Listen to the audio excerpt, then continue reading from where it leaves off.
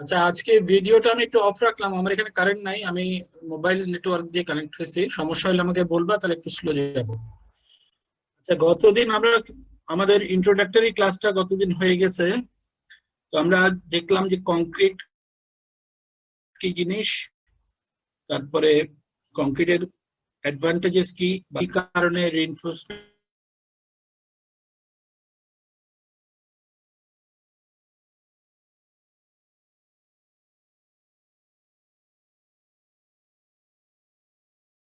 জি sir, আচ্ছা এখন শুনতে পাচ্ছি। আচ্ছা, একটু ট্রাবল হচ্ছে মনে হয়।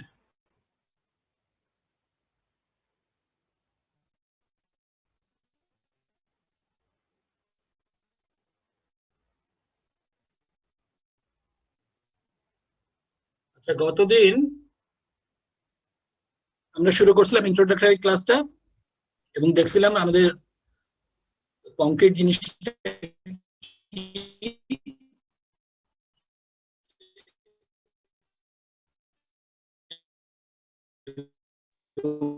কংক্রিটের স্যার কথা মনে হয় একটু কেটে কেটে আসছে। জি স্যার, কথা ক্লিয়ার শোনা যাচ্ছে না। সুবিধা অসুবিধাগুলো কোথায়, ফিটনেসটা কোথায়, অর্থাৎ সে যে টেনশন নিতে পারে না এবং তারটাই দিতে হয়, সেটা আমরা দেখছি বেশ কয়েকটা। যে আসলে এখানে ইন্টারনেট একটু অফ করে আসে,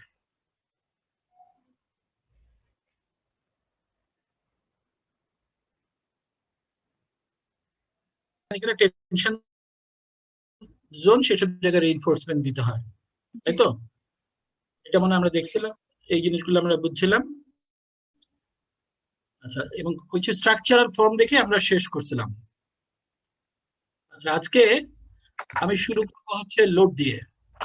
এখান থেকে এখানে আমি জিনিসটা হচ্ছে স্লাইডের মধ্যে অনেক কিছু অ্যাড করছি, সেই জিনিসগুলা তোমাদের এই একটা ক্লাস নোট অলরেডি আপলোড করা আছে, বাট এটা বুঝতেই পারতেছে এটা প্রায় চেঞ্জ হবে। আচ্ছা, আমার কারেন্টও চলে আসছে, আশা করি একটু পরে ইন্টারনেটটা ভালো হয়ে যাবে। আচ্ছা, এখন যেটা আমরা একটু দেখি আমাদের আজকের ক্লাসটা, সেটা হচ্ছে লোড কি জিনিস। লোড আমরা অলরেডি জানি, লোড হচ্ছে একটা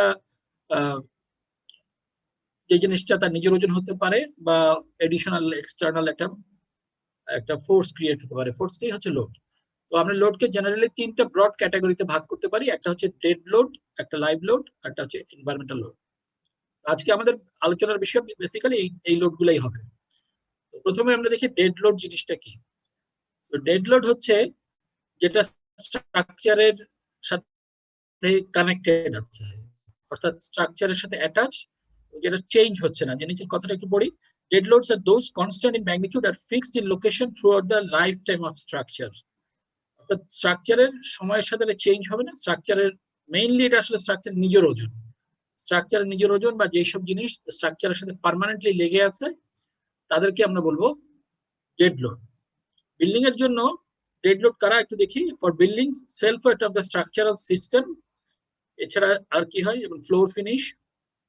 ফ্লোর ফিনিশ কি তোমরা জানো নিশ্চয়ই, আমরা যে ফ্লোরের মধ্যে থাকি, ফ্লোরের উপরে একটা মেবি একটা মোজাইক থাকতে পারে, টাইল থাকতে পারে, বা সিসি থাকতে পারে, এই জিনিসগুলোকে বলে ফ্লোর ফিনিশ। তো ফ্লোর ফিনিশটাও একটা ডেড লোড, কারণ এটা স্ট্রাকচারের সাথে পার্মানেন্টলি অ্যাটাচড। এছাড়া পার্টিশন ওয়াল, আমাদের দেখবা যে বিল্ডিং এ অনেক, আমাদের দেশে যেসব বিল্ডিং হয় সেখানে ব্রিকের ওয়াল থাকে। এইসব ব্রিকের ওয়াল যেগুলো স্ট্রাকচারের সাথে ফিক্সড, সেগুলাকে আমরা ডেড লোড হিসেবে কনসিডার করব। এছাড়া অনেক সময় অনেক জায়গায় দেখবা যে অনেক অফিস টফিসে খুব পাতলা ধরনের একরকম পার্টিশন ওয়াল থাকে, সেগুলো খুলেও ফেলা যায়, সেই জাতীয় পার্টিশন ওয়ালকে আমরা হয়তো এই ক্যাটাগরিতে ফেলবো না। এছাড়া আমাদের যে প্লাস্টার আছে, সিলিং এর মধ্যে যে প্লাস্টার থাকে, বা এসব জায়গায় বিল্ডিং এর মধ্যে পাইপিং থাকে, অনেক জায়গায় এসি ডাক্ট থাকে, পাইপ থাকে, এছাড়া লাইটিং ফিক্সচার, যেগুলো সোজা কথা যেগুলো স্ট্রাকচারের সাথে ফিক্সড অবস্থা আছে, তারা সবাই হচ্ছে ডেড লোড। আর আমরা যদিও বিল্ডিং পড়তেছি মেইনলি, কিন্তু ব্রিজের বেলায়ও তার ডেড লোড হচ্ছে তার সেলফ ওয়েট, তার উপরে একটা বিটুমিনাস লেয়ার থাকে, সেই ওয়ারিং কোর্স, সেটাও সবসময় ফিক্সড অবস্থায় আছে, এগুলোকে আমরা বলি ডেড লোড। এছাড়া একটা সাইড ওয়াক থাকতে পারে, সাইডে ফুটপাথ থাকতে পারে, কার্ভ থাকতে পারে, এবং এছাড়াও অনেক সময় পাইপ থাকে এবং আদার সাসপেন্ডেড লোডও থাকতে পারে। এগুলো যেগুলো ফিক্সড লোড, এগুলো সবই ডেড লোড। তাহলে আমরা মনে হয় বুঝতে পারছি যে ডেড লোড কি। আচ্ছা, এখন কি আমাকে শুনতে পাচ্ছ তোমরা সবাই? জি স্যার, এখন শোনা যাচ্ছে। স্যার শোনা যাচ্ছে, মাঝে মাঝে আর কি অফ হয়ে তারপরে একসাথে অনেক তাড়াতাড়ি এসে যাচ্ছে। আচ্ছা, দাঁড়াও আমি আবার একটু এরকম কিছু হচ্ছে না স্যার, এখন স্মুথলি আসতেছে। স্মুথলি শোনা জি স্যার, ক্লিয়ার শোনা যাচ্ছে। Sir clear? ওকে, ঠিক আছে। স্যার সাসপেন্ডেড লোডটা কি একটু বলা যাবে? সাসপেন্ডেড লোড যেমন ধরো এটা ব্রিজের বেলায় বলা হচ্ছে, সাসপেন্ডেড লোড অনেক সময় ব্রিজের পাইপটা ঝুলন্ত অবস্থায় থাকে, যেমন যমুনা ব্রিজের নিচে দিয়ে কিন্তু এই পাশ থেকে ওই পাশে আসছে তোমার গ্যাস পাইপলাইন গেছে, হ্যাঁ, সেটা ব্রিজের থেকে ঝুলে আছে, তো সেরকম লোড আমরা সাসপেন্ডেড লোড বলতে পারি। এরকম অনেক এডিশনাল এই পাশ থেকে ওই পাশে আমাদের কোনো লিকুইড বা গ্যাস এইসব জিনিস ট্রান্সমিট করে, সেগুলো সেইসব লোডকে যেগুলো মানে পার্মানেন্টলি ফিক্স হয়ে আছে সেগুলোকে আমরা ডেড লোড বলবো। এইবার আমরা আসি বিল্ডিং এর বেলায় অকুপেন্সি, অর্থাৎ মানুষের লোড হচ্ছে আর লাইভ লোড, আর ব্রিজের বেলায় গাড়ির লোডটাই হচ্ছে তার লাইভ লোড, অর্থাৎ এই লোডটা আসতেছে যাচ্ছে সময়ের সাথে মাঝে মাঝে চেঞ্জ হচ্ছে। আর স্টোরেজ যেটা, যেমন ধরো আমি একটা বিল্ডিং বানালাম যেটা হচ্ছে আসলে একটা যেখানে অনেক জিনিসপত্র আমি স্টোর করতেছি, এই স্টোরেজটাও কিন্তু লাইভ লোড, কারণ হচ্ছে এটা থাকতেও পারে নাও থাকতে পারে। এই জিনিস দুটাকে আলাদা করার কারণ আছে, কারণ হচ্ছে মেইন কারণটা হচ্ছে যে ডেড লোডটা সম্পর্কে আমি যতটা প্রিসাইসলি জানি, লাইভ লোডটা সম্পর্কে ডিজাইনারের হাতে অতটা কন্ট্রোল নাই। হ্যাঁ, এটাই কারণে বলা, কারণ ডিজাইনার একটা জিনিস যখন বিল্ডিং বানায় সে জানে যে এটা কি রেসিডেন্সিয়াল বিল্ডিং হবে নাকি এটা ভবিষ্যতে এটা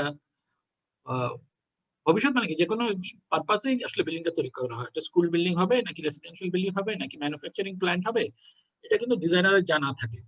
তারপরেও এই যে পরে কি লোড আসবে, এই লোডটা কিন্তু অনেক সময় চেঞ্জ হয়, এবং সেই লোডটা এই কারণেই লোড গুলাকে আলাদা রাখা হচ্ছে, যে যেই জিনিসটা ডেড লোড অর্থাৎ স্ট্রাকচারের নিজের ওজন এবং স্ট্রাকচারে কি কি জিনিস থাকবে অ্যাটাচড অবস্থায়, সেই জিনিসগুলো মোর কারেক্টলি জানা যায়, এবং এই কারণে সেটাকে ডেড লোড বলতেছি।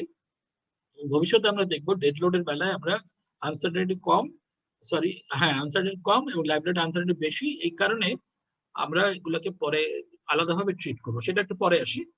আচ্ছা, এছাড়া দেখো লাইভ লোডের আর কিছু ঘটনা আছে, যে লাইভ লোডটা সমস্ত জায়গায় থাকতে পারে, আবার কোনো একটা বিল্ডিং এর একটা পাশে থাকতে পারে। যেমন আমরা এখন তোমাদের ক্লাস নাই, যদি ক্লাস থাকতো তাহলে আমি উদাহরণটা দিতাম যে তোমাদের ক্লাসের সামনে বারান্দা আছে, বারান্দাটা দেখবে এখন কোনো সময় একদম এমটি কিন্তু তোমাদের ক্লাস অকুপাইড, তার মানে লাইভ লোডটা কোনো কোনো সময় একটা জায়গায় থাকতে পারে, আবার পুরো জায়গায় থাকতে পারে, আবার এক সময় নাও থাকতে পারে।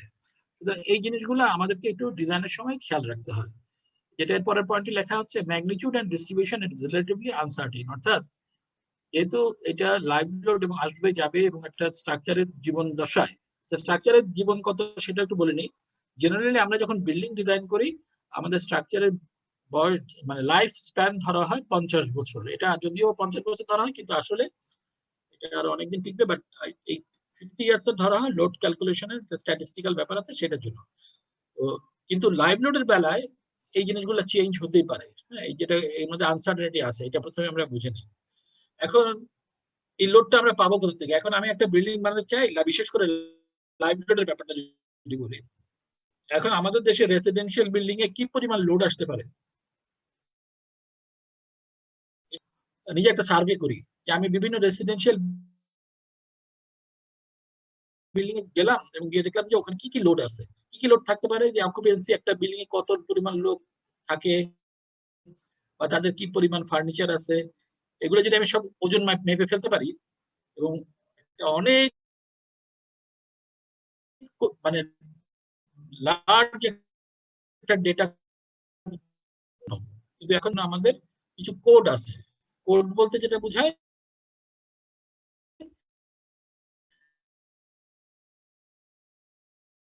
বিল্ডিং কোড, অর্থাৎ এইসব কোড কোন ধরনের বিল্ডিং এর কোথায় কিরকম লোড আসে। রেসিডেন্সিয়াল বিল্ডিং এরও সবখানে সমান লোড আসে না, সিঁড়িতে একটু বেশি লোড আসতে পারে, রেসিডেন্সিয়াল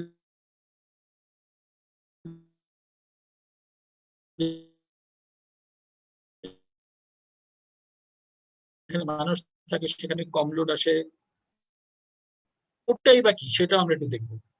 তবে এখানে একটা জিনিস খেয়াল পারপাসে বানানো হয়, ফাইনালি সেই পারপাসে ইউজ না হয়ে আর ইউজ চেঞ্জ হয়ে যায়। এই জিনিসটা সবাই খেয়াল রাখবা যে এই জিনিসটা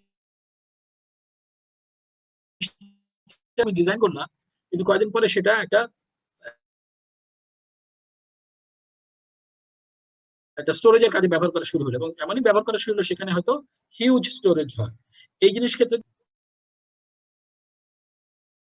এক্সিড করে গেলে অনেক সময় মানে সিরিয়াস সমস্যা হতে পারে। সেই জন্য আমাদের এই জন্য খেয়াল রাখতে হবে যে ইউজটাকে আগে প্রেডিক্ট করা এবং ভবিষ্যতে যদি ইউজ যেন চেঞ্জ না হয় সেটাও খেয়াল করা। এবার কোডের কথা যেহেতু বলছি, কোডের গুলো একটু দেখি। আমরা যে কোডের সাথে সবচেয়ে বেশি আমাদের দরকার সেটা হচ্ছে বাংলাদেশ ন্যাশনাল বিল্ডিং কোড, এটাকে বলে বিএনবিসি। এটাকে আগে আমরা বলতাম, এটা 1994 সালে প্রথম বিএনবিসি আসছিল, তারপরে এটা আপগ্রেডেশন শুরু হয় 2010-এর আগে ঠিক আগে আগে, এবং বুয়েটি এটার সাথে ইনভলভ ছিল, এখনো ইনভলভ আছে। তো তোমরা জেনে খুশি হবা যে 2020 যেটা, এটা যদিও 2010 সাল থেকে মোটামুটি একই অবস্থায় আছে, কিন্তু এটা এতদিন অ্যাপ্রুভ ছিল না। এই জাস্ট গত ফেব্রুয়ারি মাসের 11 তারিখে এটা বাংলাদেশ গভর্নমেন্ট এটা গেজেট করে এটাকে অ্যাপ্রুভ করছে। সুতরাং এখন কিন্তু আর আগের বিএনবিসি ভ্যালিড নাই। এখন যত যাই করি আমাদের ক্লাসগুলো তো আমরা অলরেডি 2020 পড়াতাম, কিন্তু আমরা এখন আরো ভালোভাবে আমরা সমস্ত ক্লাসে, তোমাদের কিন্তু প্যারালালি আরেকটা ক্লাসেও এটা পড়ানো হবে।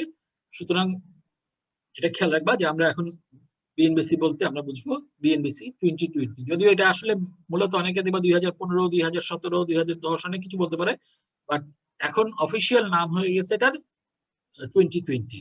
আচ্ছা, এটা বলার উদ্দেশ্য হচ্ছে যে আমরা যখন অ্যাকচুয়াল প্র্যাকটিসে যাব তখন আমরা দেখবো সবসময় আমাদের বিএনবিসি 2020টাই আপাতত ব্যবহার করতে হবে, যতদিন না পর্যন্ত নতুন কোনো কোড আসতেছে। এছাড়াও আমরা যে বইটা ব্যবহার করতেছি, আমরা আমেরিকান বই ব্যবহার করতেছি, এবং আমাদের যে কোড আমরা বইটা যেটা আছে সেটাকে বলে ACI 31808। এই কথাটার মানেটা কি সেটা বুঝিনি আমরা। ACI মানে আমেরিকান কংক্রিট ইনস্টিটিউট, আর 318টা হচ্ছে একটা ওদের একটা কমিটি নাম্বার যেটা এই বিল্ডিং কোডের জন্য করা হয়েছিল। সুতরাং আর 08টা আসলে 2008। এখানে তাহলে বুঝাই যাচ্ছে এটা আরেকটা ডিফারেন্ট কোড, কিন্তু একটা ভালো সংবাদ হচ্ছে বিএনবিসি 2020 আর এই 2008-এর কোডটা আসলে মোটামুটি একই কোড। সুতরাং আমাদের জন্য আসলে কোনো কনফ্লিক্ট হবে না। এই দুইটা কোড অলমোস্ট এক কোড, মানে from design point of view. Load towed আমাদের দেশের জন্য আলাদা লোড, বাংলাদেশের নিজস্ব লোডিং আছে, কিন্তু অ্যাকচুয়াল ডিজাইন প্রসিডিউর গুলা 31808-এ যা আছে আমাদের 2020-তে এক্স্যাক্টলি একই জিনিস আছে। যেখানে যেখানে পার্থক্য আছে সেগুলো আমরা বলে দেবো। এছাড়াও ইন্ডিয়ান কোড আছে, আইএস ইন্ডিয়ান স্ট্যান্ডার্ড, সেটা আমরা খুব একটা ব্যবহার করি না, বাট এরকম একটা কোড আছে। এটা ব্যবহার করি না এই কারণে, কারণ আমরা আসলে আমেরিকান কোডের সাথে অভ্যস্ত, আর ইন্ডিয়ান কোডটা আসলে ব্রিটিশ কোডের সাথে মিল বেশি। সুতরাং আমরা জেনে রাখি যে ইন্ডিয়ানদেরও নিজস্ব একটা কোড আছে। এছাড়া ইউরো কোড নামে সমস্ত ইউরোপে একটা কোড আছে, যেটাও একটা খুব বহুল প্রচলিত কোড, এটা তোমরা শুনবা। আর ব্রিটিশ কোড যেটা অরিজিনালি ব্রিটিশ স্ট্যান্ডার্ড ছিল, সেটা মাঝখানে কিছুটা অপ্রয়োজনীয় হয়ে গেছিল, যেহেতু এটা ইউরো কোডের সাথে মানে ব্রিটেন যেহেতু ইউরোপের অংশ ছিল, সুতরাং এটা অলমোস্ট ইউরো কোড দিয়ে সবকিছু কভার হতো। কিন্তু এখন যেহেতু আবার ব্রিটেন বেরোয় আসছে ইউরোপ থেকে, সুতরাং এখন আমরা আন্দাজ করতে পারি যে ব্রিটিশ স্ট্যান্ডার্ড গুলো আবার নতুন করে এগুলো আবার নতুন ভার্সন গুলো আসতে থাকে। এগুলো হচ্ছে বিল্ডিং স্যার কোড। এটা কি ব্রেক্সিটের কথা বলছেন? হ্যাঁ, ব্রেক্সিটের ফলে আমি ধারণা করছি যে ব্রিটিশ স্ট্যান্ডার্ডটা, আমি এক্স্যাক্টলি ওদের এখন সিনারিওটা জানি না, ওটা যেটা হবে ব্রেক্সিটের ফলে আমার ধারণা আবার নতুন করে ব্রিটিশ স্ট্যান্ডার্ড গুলো, তাদের ইন্ডিপেন্ডেন্ট স্ট্যান্ডার্ড গুলো আবার ডেভেলপ করবে। ব্রিটিশ স্ট্যান্ডার্ড কিন্তু খুবই ভালো একটা স্ট্যান্ডার্ড ছিল, এবং এটা বলতে পারো অনেক থরো, এসিআই কোডের থেকে অনেক ক্ষেত্রে, ইউরো কোডও তাই বেসিক্যালি। কিন্তু আমাদের যেটা জানার জন্য আমাদের পড়ালেখাটাই হচ্ছে বেসিক্যালি আমেরিকান স্ট্যান্ডার্ড আমরা ফলো করি, সুতরাং আমাদের বিএনবিসিটা আমেরিকান কোডের সাথে মিল বেশি।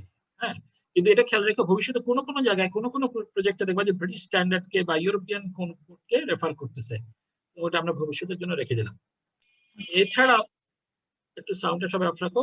ব্রিজ কোডটা আমরা দেখি। ব্রিজ কোডটা আমরা যেটা মোস্টলি বাংলাদেশে যেটা ব্যবহার হয় সেটা হচ্ছে অ্যাস্টো কোড। হ্যাঁ, সেটা হচ্ছে American association of state highway and transport official. এটারও বিভিন্ন ভার্সন আছে। আমরা 2012-র এলআরএমডি ভার্সনটা বেসিক্যালি ব্যবহার করি, সেটা তোমরা অন্যান্য ব্রিজেড সেশনালে তোমরা এই নামগুলো শুনতে পাবা। এছাড়া রেলওয়ের জন্য রিমার একটা কোড আছে, সেখানে রেলের বেলায় কি লোডিং হবে, সেখানে রেলের চাকার লোড অন্যরকম, সেই লোডগুলো সেখানে দেওয়া আছে, সেটা আপাতত আমাদের লাগবে না, বাট জেনে রাখো এটা লোড ডিফারেন্ট। এবার আমরা একটা টেবিল দেখতে পাচ্ছি, এটাই হচ্ছে কোডের একটা টেবিল। এই কোডটা এক্স্যাক্টলি এসিআই তে আবার এই লোডটা নাই, হ্যাঁ কোডটা আছে হচ্ছে এসি 710, আমাদের বইটা যে কোডটা দেওয়া হচ্ছে এসি 7টাই হচ্ছে লোডিং এর একটা কোড। সেটার সাথে আমাদের বিএনবিসি তে আবার বিএনবিসির ভিতরেই এই লোডিংটা দেওয়া আছে। এই লোডিং গুলো কি সেটা আমরা একটু বোঝার চেষ্টা করি। এটা হচ্ছে একটু আগে যেটা বললাম যে লাইভ লোড কত হবে আমি প্রেডিক্ট করব কিভাবে, কারণ আমার কাছে তো আসলে জানা নাই, তাই না? এখন মানে আমি একটা রেসিডেন্সিয়াল বিল্ডিং বানাবো, তাতে লাইভ লোড কত আসবে। সত্যি কথা হচ্ছে বাংলাদেশের নিজস্ব কিন্তু কোনো সার্ভে নেই, এই সার্ভে গুলো সবই আমেরিকান সার্ভের উপর ভিত্তি করে করা। বাংলাদেশে যদিও আমরা এগুলো ব্যবহার করতেছি, কিন্তু তোমরা যদি খুব শক্ত করে বলো যে বাংলাদেশে এটার মানে ইউজ করার পিছনে যুক্তিটা কি, সত্যি কথা আমাদের নিজস্ব কোনো এইটার ডাটা নেই, এখানে একটা গ্যাপ আসলে রয়ে গেছে। সুতরাং এটা যদি কেউ স্টাডি করে বের করতে পারে তাহলে এটা একটু ভালো হতো। আচ্ছা, এখন আমরা একটু লোড গুলা দেখি, এই লোড গুলা কি সেটা একটু বলি। উপরে দেখো লেখা আছে minimum uniformly distributed live load, অর্থাৎ এটা হচ্ছে তোমাকে কোড প্রেসক্রাইব করতেছে যখন তুমি ডিজাইন করবা কমপক্ষে এই পরিমাণ লোড তুমি ধরে নিবা কোন কোন ইউজের জন্য। এবার দেখি আমরা, যেমন আমাদের জন্য পরিচিত হচ্ছে, যেমন ধরো আমরা হসপিটালে দেখি, দেখো এইচ দিয়ে এটা অ্যালফাবেটিক্যাল সাজানো আছে। দেখো হসপিটাল লোডটা যদি আমরা তাকাই তাহলে আমরা একটু দেখি নি, সরি আমার এখানে আমি আসলাম। হসপিটাল লোডের মধ্যে বলা হচ্ছে অপারেটিং রুম ল্যাবরেটরিতে 60 পিএসএম। এই কথাটা মানে তো বুঝোই, মানে পেশেন্ট রুম 40 পিএসএম, মানে হচ্ছে 60 পিএসএম মানে হচ্ছে পার স্কোয়ার ফিট এরিয়ার মধ্যে 60 পাউন্ড পরিমাণ লোড আসবে। এই পরিমাণ লাইভ লোড তুমি ধরবো, অন্য লোড না কিন্তু লাইভ লোড, ঠিক আছে? তারপরে দেখো এখানে আমরা আর একটু আগাই, আমাদের রেসিডেন্সিয়াল বিল্ডিং এর বেলায় কি হবে। দেখো রেসিডেন্সিয়াল বিল্ডিং, এই যে রেসিডেন্সিয়াল বিল্ডিংটা এখানে যদি আমরা দেখি, এটা রেসিডেন্সিয়াল বিল্ডিং। রেসিডেন্সিয়াল বিল্ডিং এর অনেকগুলো আছে, যে ছাদে কি হবে, স্টোরেজ থাকলে কি হবে। Finally all other areas except stair and balconies হচ্ছে 40 পিএস। এই ভ্যালুটার দিকে আমরা খেয়াল রাখি, এই ভ্যালুটাই সবচেয়ে বেশি প্রচলিত ভ্যালু। অর্থাৎ সব রুমে, দেখো হোটেলের বেলাও তাই, যেখানে প্রায় হোটেলের রুম গুলায় 40 পিএসএ দেওয়া আছে। আর দেখো আর কোথায়, যেমন জেলখানাও 40 পিএসএ, ক্লাসরুমও 40 পিএসএ, যেখানে সাধারণ 40 পিএসএ লোড একটা রেসিডেন্সিয়াল এরিয়াতে আমরা ধরতে পারি। এছাড়া অনেক কিছু। আচ্ছা এটাও একটু দেখো, স্টোরেজ ওয়্যার হাউস খেয়াল করে দেখো 250 পিএসএ, এটাই সবচেয়ে বড় লোড এখানে যেটা দেওয়া আছে। 250 পিএসএ মানে বুঝতে পারছো 40-এর তুলনায় কত গুণ বেশি। এখন একটা রেসিডেন্সিয়াল বিল্ডিং বানালা তুমি, তারপরে তুমি খুব সুন্দর করে ডিজাইন করে দিলা, তার মালিক যখন এটা ইউজ করতে গেলে তার যে ভাড়া হয় না, তবে ভাড়া দিয়ে দিল একটা দোকানকে। কিসের দোকান? সেখানে সিমেন্টের দোকান দিল, সিমেন্টের বস্তা সে স্ট্যাক করে, দেখুন একটার উপর একটা করে 10টা করে স্ট্যাক করে রাখে, এখানে এই 250 পিএসএফ হয়ে যাবে। তাহলে বুঝতেই পারতেছো এটা যেখানে যে লোড আসবে সেটা কিন্তু আগেই ধরতে হবে, এবং এই লোডের ভ্যারিয়েশন কিন্তু অনেক অনেক ভ্যারিয়েশন হয়। সুতরাং আগের থেকেই আমাকে প্রেডিক্ট করতে হবে, এবং এটা এখনকার রাজুকে এটা কিন্তু অ্যালাউ করে না যে যে ইউজ দেখায় প্ল্যানটা পাস হয় অন্য ইউজের দিকে যাওয়া যায় না, কারণ অনেক ক্ষেত্রে অনেক লোড বেড়ে যেতে পারে। এটা কিন্তু আমরা ইয়েতেও দেখছি, এই যখন রানা প্লাজায় দুর্ঘটনার পরে আমরা অনেক গার্মেন্ট ফ্যাক্টরি দেখছিলাম। গার্মেন্টস ফ্যাক্টরিতে তোমার যেখানে মেশিন থাকে সেটা হচ্ছে লাইট ম্যানুফ্যাকচারিং, ওখানে কিন্তু অত বেশি লোড না, কিন্তু কোনো কোনো জায়গায় কাপড়ের স্টক থাকে, হ্যাঁ সেই জায়গাটা কিন্তু হিউজ ওজন। আমরা এবং মেপেও দেখছিলাম কাপড়ের এগুলো অনেক ওজন এসে যায়। সুতরাং আমাকে কিন্তু এই জিনিসগুলো খুব ক্লিয়ার থাকতে হবে, কোথায় কি লোড আসতেছে। ইঞ্জিনিয়ারের কাজই হচ্ছে লোডটা প্রেডিক্ট করে সেফলি সেই লোডটা যেন ট্রান্সমিট করে মাটিতে চলে যেতে পারে সেই জিনিসটা ডিজাইন করা। এনিওয়ে আমরা একটু আগে তাহলে আমরা জিনিসটা বুঝতে পারবো। এরপরে তাহলে আমরা ডেড লোডের সম্পর্কে বুঝতে পারলাম, লাইভ লোডের সম্পর্কে বুঝতে পারলাম। থার্ড যে লোডটাকে আমরা এনভায়রনমেন্ট লোড বলি, সেই লোডের মধ্যে দুটো যে লোড সবচেয়ে বেশি ইম্পর্টেন্ট, সেটা হচ্ছে একটা হচ্ছে উইন্ড লোড আর একটা হচ্ছে আর্থকুয়েক লোড। আচ্ছা উইন্ড লোড সম্পর্কে আমরা একটু দেখি, কেউ কি কিছু বলতে চাচ্ছে না? নাহলে মাইক্রোফোনটা একটু অফ রাখো। আচ্ছা উইন্ড লোড আমাদের এখানে দেখো, আমাদের বিএনবিসি তে আগের বাম দিকে বিএনবিসি আছে, নতুন বিএনবিসি আছে। তো আমি এই হয়তো তোমাদের এই স্লাইড গুলোতে দেখাচ্ছি, ভবিষ্যতে আমরা আসলে পুরানো এগুলো দেখাবো না, কারণ আমাদের নতুনটা যেহেতু এসেই গেছে। আমি এখানে স্লাইডটা চেঞ্জ করি নাই, যেহেতু আগেরটা রয়ে গেছে, কিন্তু আগেরটা আসলে আমাদের জন্য ইম্পর্টেন্ট না। বাট নতুনটা যদি খেয়াল করো এই জিনিসটা কি দেওয়া আছে, আমাদের বিএনবিসি তে বেসিক উইন্ড স্পিড দেওয়া আছে। হ্যাঁ, এটা হচ্ছে এখন যেটা দেওয়া আছে এটা হচ্ছে তোমরা দেখছো মানে আবহাওয়া অফিসের উপরে একটা অ্যানোমিটার বসানো থাকে এরকম তিনটা অর্ধেক কাপের মতো, যখন ঝড় আসে এই কাপগুলো ঘুরতে থাকে। এগুলো হচ্ছে সেই ঝড়ের স্পিড গুলো তোমাকে দিচ্ছে। এবং তোমরা যদি নিচের দিকে খেয়াল করো এটা কোন ঝড় সেটা একটু বুঝি, এটা কিন্তু নর্মাল বাতাস না, এটা একটা হাই উইন্ড সিচুয়েশন ডিফাইন করতেছে আমাদের দেশে, এটা হচ্ছে সাইক্লোন। হ্যাঁ, সাইক্লোন হচ্ছে ঘূর্ণিঝড়। তো সাইক্লোনটাকে পৃথিবীতে এক এক জায়গায় এক এক নাম বলে, কোথাও এটাকে সাইক্লোন বলে, কোথাও টাইফুন বলে, আরো বিভিন্ন নাম আছে এটার। তো আমাদের এইখানে এই এই জায়গাটায় এটাকে সাইক্লোন বলে। এবং সাইক্লোনে যদি খেয়াল করো এই একদম যেটা আমাদের কোস্টাল এরিয়াতে এই জায়গাটায় দেখো আমাদের ভ্যালুটা দেওয়া আছে 80। এই দেখো এখানে ভ্যালুটা, এই ভ্যালুটা হচ্ছে 80, যে এই যে পুরো লাল জায়গাটা এটা হচ্ছে আমাদের হাই উইন্ড জোন। এই আচ্ছা এই 80 মানে কি সেটা একটু বলি। এই 80 মানে 80 মিটার পার সেকেন্ড, এবং এটাকে একটা টার্ম আছে 3 সেকেন্ড গাস্ট, এটা আমরা আপাতত জেনে রাখি যে এটা হচ্ছে অ্যানিমিটার থেকে বের করা। এবং যত আমরা উপরের দিকে যাব এবং কিছুটা কম, দেখো একদম যদি ঠাকুরগাঁতে দেখো 41.4। তো এখান থেকে এটা হচ্ছে উইন্ড স্পিড। তোমরা থার্ড ইয়ার একটা ইয়ে শিখবা যে এই উইন্ড স্পিড থেকে কিভাবে এটাতে ফোর্সে কনভার্ট করতে হয়, প্রেসারে কনভার্ট করতে হয়, এবং কিভাবে আমরা বিল্ডিং এর গায়ে একটা ঝড়ের সময় কি পরিমাণ ফোর্স জেনারেট করে সেই জিনিসটা বের করতে পারবো, সেটা একটা মেথড তোমরা শিখবা। এবং তোমরা জাস্ট একটা কথা জেনে রাখো, কোনো কোনো বিল্ডিং এর ক্ষেত্রে বিশেষ করে একটু হাই রাইজ হয়ে গেলেই, মেবি আমাদের দেশে 8-10 তলা 11 তলা 12 তলার উপরে গেলেই এই উইন্ড লোডটা খুব ক্রিটিক্যাল হয়ে যায় এবং উইন্ড লোডটাই গভর্ন করে, আর্থকুয়েকের থেকে উইন্ড লোডটাই বেশি আসে। সেটা আমরা ভবিষ্যতে আমরা যখন নিজেরা অঙ্ক করে দেখবো তখন আমরা জিনিসটা বুঝতে পারবো। আপাতত জেনে রাখো আমাদের দেশে উইন্ডটাও কিন্তু যথেষ্ট বড় একটা ফোর্স জেনারেট করে, এটা ল্যাটারাল ফোর্স বিল্ডিং এর গায়ে। এটার মধ্যে অনেক জিনিস আছে যেটা তোমরা ডিটেইল পড়বা। এরপরে আমরা দেখবো আর্থকুয়েক লোড। আর্থকুয়েক লোডটাও আমাদের দেশে, আমাদের দেশটা ছোট হতে পারে, গরিব হতে পারে, আমরা গরিব এখন আমরা নিজেদেরকে বলি না, কিন্তু আমাদের লোড কিন্তু কম না। আমাদের স্ট্রাকচারে কিন্তু এটা কিন্তু সবাই রিয়েলাইজ করতে হবে যে স্ট্রাকচারে আমাদের অনেক লোড জেনারেট করে, তার মধ্যে আর্থকুয়েক লোডটাও খুব ক্রিটিক্যাল একটা লোড। এবং আমাদের বাম দিকে আগের জোন ফ্যাক্টর দেখানো হচ্ছে, ডান দিকে নতুন জোন গুলো দেখানো হচ্ছে। এটার সম্পর্কে তোমরা ডিটেল পড়বা, তাও আমি ছোট করে কয়েকটা কথা বলি। তো আর্থকুয়েকটা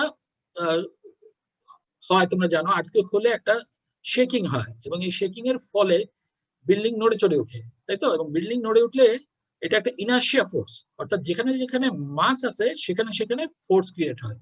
যদি তোমার বিল্ডিংটা টিনের বিল্ডিং হয় তাহলে কিন্তু এখানে খুব একটা ফোর্স জেনারেট হবে না।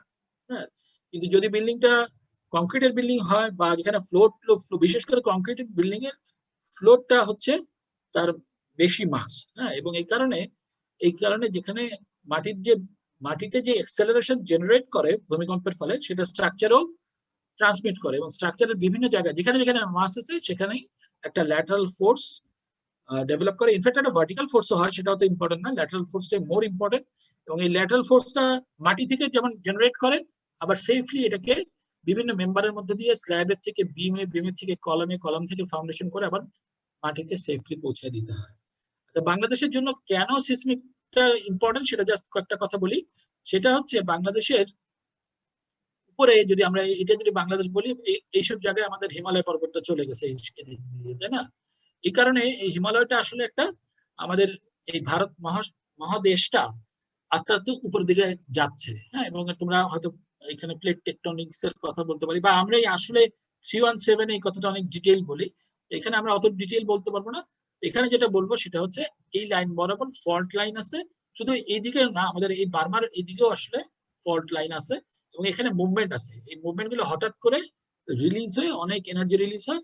এবং যদি খেয়াল করো দেখো এই আমাদের এই অংশটা সবচেয়ে হাই সিসমিক জোন 0.36, এটা হচ্ছে 0.36 মানে সহজ কথায় বললে তোমার যদি 100 পাউন্ড ওজন হয় তুমি হরাইজন্টালি 36 পাউন্ডের একটা ধাক্কা খাবা। এটা হচ্ছে প্রথম কথা, কিন্তু এটার মধ্যে আরো অনেক কিছু আছে, সেগুলো তোমরা পরে জানতে পারবা। এখানে যেটা বলার উদ্দেশ্য সেটা একটু বলি। দেখো আগের কোডে ঢাকা এবং চিটাগাংকে একই রকম সিসমিক চিন্তা করা হয়েছিল, রিসেন্ট স্টাডিতে দেখা যাচ্ছে ঢাকা এবং চিটাগাং এর সিনারিও একটা। এবং এইখানে দেখো আরেকটা জোন তৈরি করা হয়েছে, এটাকে আমরা জোন, এই জোন যেটা 0.28, এটা হচ্ছে একটা ঢাকা এবং সিলেটের মাঝামাঝি একটা জোন তৈরি করা হয়েছে, কারণ দেখা গেছে রিসার্চে যে চিটাগাঙে বড় ভূমিকম্প হওয়ার সম্ভাবনা ঢাকার থেকে অনেক বেশি। এবং আসলে তোমরা হয়তো জানো না, সেটা হচ্ছে বিভিন্ন জায়গায় এই স্ট্রেইনটা মাপার জন্য, এই যে মুভমেন্ট হচ্ছে, এই স্ট্রেইন গুলো মাপার জন্য স্যাটেলাইট থেকে রেগুলার মনিটরিং হচ্ছে, এবং দেখা গেছে বাংলাদেশের এইসব জায়গায় অনেক স্ট্রেইন জমে আছে। এই জায়গাগুলো স্ট্রেইন রিলিজ হওয়ার একটা সম্ভাবনা আছে। এই কারণে চিটাগাংকে আসলে ঢাকা থেকে এলিভেট করে ঢাকার এবং সিলেটের মাঝামাঝি একটা জোনে আনা হয়েছে। তোমরা এগুলো ডিটেইল আবার পড়বা, বা আমি হয়তো 317 এ বলবো, কিন্তু আপাতত আমরা জেনে রাখি যে আর্থকুয়েক ফোর্সটাও একটা সিগনিফিকেন্ট অ্যামাউন্ট অফ ফোর্স। এখন আমরা লোড ক্যালকুলেশনের দিকে যাই। হ্যাঁ, এটা কিন্তু গতবার আমি এটা বোর্ডে পড়াতাম, কিন্তু আজকে আমি কিছু স্লাইড তৈরি করছি যেগুলো তোমাদের ওখানে স্লাইড এখন আসেনি, এটা আমি আবার পরে আপলোড করে দেবো। আচ্ছা, এখন ইঞ্জিনিয়ারের কাজ হচ্ছে কি লোড আসবে সেটা প্রেডিক্ট করা, তাই তো? এখন সে প্রেডিক্ট করবে কিভাবে? তো প্রথমে কাজটা শুরু হয় আসলে আর্কিটেক্টের কাছ থেকে। তোমরা জানো যে কোনো একটা বিল্ডিং এর একটা আর্কিটেকচারাল প্ল্যান হয়। যে কোনো জায়গায় একটা ক্লায়েন্ট তো প্রথমে যায় হচ্ছে, মেবি আর্কিটেক্ট না, ইঞ্জিনিয়ার কাছে আসতে পারে, বাট প্রথম একটা প্ল্যান হয়, আর্কিটেকচারাল প্ল্যান, অর্থাৎ সেটার ফাংশনালিটিটা কি হবে। যেমন এখানে আমরা একটা আর্কিটেকচারাল প্ল্যান দেখতে পাচ্ছি একটা বিল্ডিং এর। এটা একটা রেসিডেন্সিয়াল বিল্ডিং, যদি তোমরা খেয়াল করো এখানে 4টা ফ্ল্যাট আছে। এই একটা ফ্ল্যাট, 1 2 3 4 কোণে 4টা ফ্ল্যাট। এই মাঝখানে যদি আমরা খেয়াল করি লিফট আছে, আমি বাম দিকে এটা জুম করে শুধু অর্ধেক দেখানো হচ্ছে। লিফট আছে, লবি আছে, ওদিকে সিঁড়ি আছে। হ্যাঁ, আমাদের রাজুকের কিছু ল আছে যে কিভাবে বিল্ডিং বানাইতে হবে, কতটুকু খালি রাখতে হবে, কতটুকু সে ক্যান্টিলিভার করতে পারবে, আশেপাশে বিল্ডিং থেকে কত দূরে রাখতে হবে, বা টোটাল ফ্লোর এরিয়া রেশিও বলে একটা টার্ম আছে। তো এইগুলো আর্কিটেক্টরা হিসাব টিসাব করে একটা ম্যাক্সিমাম করার চেষ্টা করে সাধারণত সেই জমিতে একটা প্ল্যান দাঁড় করা। এবং যে সময় প্ল্যান দাঁড় করা, আর্কিটেক্টরাও তো কিছুটা ইঞ্জিনিয়ারিং বুঝে, তারাও একটা ইনিশিয়াল একটা লোডিং, একটা বলতে পারে একটা ফ্রেমিং সিস্টেম বা স্ট্রাকচারাল সিস্টেম তারা দিয়ে দেয়। এখন আমাদের যেহেতু আমরা 315 এ আমরা জাস্ট শুরু করলাম, আমরা কয়েকটা জিনিস একটু বোঝার চেষ্টা করি। যেমন ধরো এই বিল্ডিংটায় আর্কিটেকচারাল প্ল্যান, যেমন যে কোনো প্ল্যান পেলে প্রথমে একটু বোঝার চেষ্টা করবো যে বিল্ডিংটা আসলে কিরকম বিল্ডিং। যেমন দেখো এখানে বিল্ডিংটা দেখতে পাচ্ছ, বিল্ডিংটা এখান দিয়ে ঢুকতেছে, এগুলো হচ্ছে 4টা লবি, তাই তো? 4টা ফ্ল্যাটে ঢুকার জায়গা, এটা আমরা বুঝে ফেললাম। এবং দেখো 2টা লিফটও আছে, এবং একটা সিঁড়িতে সে ঘুরে ঘুরে উঠবে, এবং এইভাবে উঠবে, ঘুরে ঘুরে উঠবে, উঠে এখানে একটা দরজা আছে। এখন নতুন নিয়ম, এখানে একটা ফায়ার ডোর দিতে হয়, এটা কিন্তু ওপেন রাখা যায় না, এটাও রাজুকের একটা রিকোয়ারমেন্ট। আচ্ছা, এখন যদি প্রথমে আমরা দেখি বিল্ডিংটা এক একটা ফ্ল্যাট কয়টা বেডরুম, এগুলো কিন্তু আমাদের একটু খেয়াল করতে হবে, শুধুমাত্র আমরা তাকাবো না। দেখো বাসার ভিতরে ঢুকে দেখা যাচ্ছে একটা লিভিং, একটা ডাইনিং স্পেস, একটা কিচেন, এখানে একটা বেড আছে, এটা মাস্টার বেড, একটা চাইল্ড বেড, কয়টা বাথরুম আছে এটা দেখলাম। ঠিক আছে, আমরা মোটামুটি বিল্ডিংটার ভিতরে আর্কিটেকচারাল অ্যারেঞ্জমেন্টও দেওয়া আছে, এখানে কোথায় কি বসবে সেটা দেওয়া আছে। এখন আমরা সেটা যেমন বোঝার চেষ্টা করবো, এবার আমরা একই সঙ্গে একটু সিস্টেমটা বোঝার চেষ্টা করবো। সিস্টেম মানে স্ট্রাকচারাল সিস্টেম। আচ্ছা, স্ট্রাকচারাল সিস্টেমে এটা কিন্তু বোঝার বিষয় আছে যে এটা কিন্তু ইটের বাড়ি না, এটা কিন্তু মেসনরি স্ট্রাকচার না, এটা একটা ফ্রেম স্ট্রাকচার। ফ্রেম স্ট্রাকচার মানে রিইনফোর্সড কংক্রিটের ফ্রেম স্ট্রাকচার, মানে সেখানে বিম আছে, কলাম আছে এবং স্ল্যাব আছে। তার মানে প্রথমে যেটা ইউজ হচ্ছে সেটা হচ্ছে স্ল্যাব। স্ল্যাব থেকে লোড গুলো যাচ্ছে বিমে, বিম থেকে লোড গুলো যাচ্ছে মেবি আরেকটা বিমে যেতে পারে, অথবা সরাসরি আরেকটা কলামে যেতে পারে। সেই কলাম থেকে লোডটা নিচের দিকে যাচ্ছে, এবং নিচের দিকে গিয়ে লোডটা আলটিমেটলি ফাউন্ডেশনের মাধ্যমে মাটিতে ট্রান্সমিট হচ্ছে। এটা তো ঘটনা। এখন আমরা একটু এই বিল্ডিংটার সিস্টেমটা বোঝার চেষ্টা করি। প্রথমে আমরা বিল্ডিংটার এখানে দেখো আর্কিটেক্ট ডটেড লাইন করে বিম গুলো দেখাই দিচ্ছে। হ্যাঁ, এই যে ডটেড, আমার একটা বড় ছবি আছে, আমি পরের ছবিটা চলে যাই, তাহলে একটু বড় দেখতে পাবো। এখানে দেখো ওইটাকে আমি আর একটু জুম করছি। তাহলে প্রথমে আমাদের কাজ হবে স্ট্রাকচারাল সিস্টেমটা ঠিক আছে কিনা, বা আমি নিজে একটা স্ট্রাকচারাল সিস্টেম দাঁড় করাবো। হ্যাঁ, তার মানে সেখানে সিস্টেম বলতে কি বোঝাচ্ছে, মানে আমার স্ল্যাবের আউটলাইনটা কোথায় আছে, স্ল্যাবটা কতটুকু জায়গায় আছে।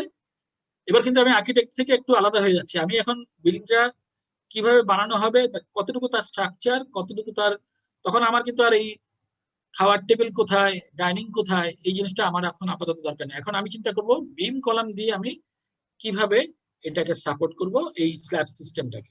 তাহলে আমার প্রথম কাজ হবে বিমটাকে দেওয়া। দেখো ও কিন্তু বিমটা দিয়েই দিছে, আমরা একটু দেখি বিমগুলো কোথায় আছে। আচ্ছা প্রথমে আমরা কলামগুলো দেখি। কলামগুলো দেখো, এটা হচ্ছে তার কলাম, এই যে কলামটা, এই একটা কলাম, এখানেও একটা এল শেপ কলাম আছে। এখানে দেখি আমরা, এইখানে একটা কলাম আছে, এইখানে একটা কলাম আছে, এই একটা কলাম আছে, এই কলাম আছে, কলাম আছে, কলাম আছে। তাহলে আমরা বুঝতে পারলাম এক একটা ফ্ল্যাটে আমার দেখা যাচ্ছে 9টা কলাম আছে, তাই না মোটামুটি। আর বাকি যে দাগগুলো দেখা যাচ্ছে, তাহলে কোনটা কি আমরা একটু বোঝার চেষ্টা করি। তাহলে আমরা কালার একটু চেঞ্জ করি। দেখো এইটা হচ্ছে একটা বিম লাইন, এই যে আমার এই কালারটা ভালো দেখা যাচ্ছে না, এই কালারটা, এটা একটা বিম লাইন। যে ডটেড লাইনটা দেখতে পাচ্ছ একটা বিম লাইন। এইটা দেখো, এটা একটা beam line, column to column beam connect করছে, দেখো এটা একটা বিম লাইন। এইখানে দেখো এই বিমটা কিন্তু বিমের উপরে গিয়ে পড়ছে। এটা এখানে এগুলো কিন্তু আর্কিটেক্ট চুজ করছে, আমি হলে তো এর মাঝখান দিয়ে টান দিয়ে দিতাম, তাই না? কিন্তু আর্কিটেক্ট এটা পছন্দ করবে না, কারণ সে চাচ্ছে না যে বেডরুমের ভিতর দিয়ে একটা বিম টানতে, সে ওয়ালের সাথে ফ্লাশ করার জন্য টার্গেট আছে, ঠিক আছে। কলামটা সরা দিলে তো ভালো হতো আরো। দিলে তো ভালো হতো, আমরা তো সেটাই চাই। আমি হলে তো এখানে দিতাম, কিন্তু সেটা দিতে আর্কিটেক্ট পছন্দ করবে না। বাট এটাও কিন্তু, ও কিন্তু ঠিকই বলছে, কলামের সাথে দিলে তো ডেফিনেটলি ভালো হতো, কিন্তু কিছু কিছু জায়গায় আমরা আর্কিটেক্টকে মিলাবো, কিন্তু আমরা আলটিমেটলি কিন্তু এটা ধরে, যেটা করতেছি সেটা ধরে অ্যানালাইসিস করবো। এমন না যে আমি এটা যে সরে আসলো তার এফেক্টটা নিচ্ছে না, সেটার এফেক্টটা আমি নিব। আবার দেখো এখানে একটা বিম লাইন দিচ্ছি, এখানে বিমটা এদিকে চলে আসছে, এখানে এসে কলাম লাইনটা পেলাম। কলামটা কিন্তু জেনারেলি আর্কিটেক্টরা কলাম টু কলাম স্পেসিংটা তারা একদম, এটা কিন্তু নিচের থেকে উঠে আসছে। সুতরাং আর্কিটেক্টের কিন্তু আরেকটা ইম্পর্টেন্ট জিনিস আছে, নিচে পার্কিং এর কি হবে, তাকে তো গাড়ি পার্ক করতে হবে, আবার র্যাম্প এরিয়া রাখতে হবে, এই জিনিসগুলো সব তার মাথায় আছে। সুতরাং কলামগুলো কোথায় বসবে সেটা আর্কিটেক্ট ঠিক করে দেয়, এবং তার ওরিয়েন্টেশন কোন দিকে সেটা ঠিক করে। আমরা যখন আমাদের লোড বসে আমরা চেক করে দেখবো যে ওইখানে বসালে এই সব গ্র্যাভিটি লোড, ল্যাটারাল লোড সবগুলো সে নিতে পারে কিনা, এবং যথেষ্ট পরিমাণ আমি যদি রড দিয়ে রিয়েলিস্টিক্যালি এটা ডিজাইন করতে পারি কিনা সেই জিনিসটা দেখবো। আমরা জাস্ট একটু বিমের লাইনগুলো দেখে নিই।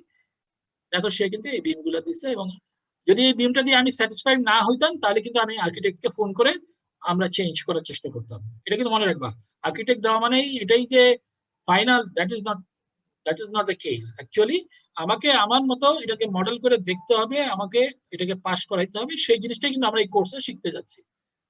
আর্কিটেক্ট আমাকে এই একটা সিস্টেম আমাকে দিল, আমরা এটাকে বলবো প্রিলিমিনারি। আচ্ছা প্রথমেই খেয়াল করো, বাম দিকে পুরো অংশটা কিন্তু ক্যান্টিলিভার হয়ে আছে, দেখতে পাচ্ছ বাথরুম টাথরুম সব ক্যান্টিলিভার, দেখলেই তো ভয় লাগে, Yes, তাই না? sir.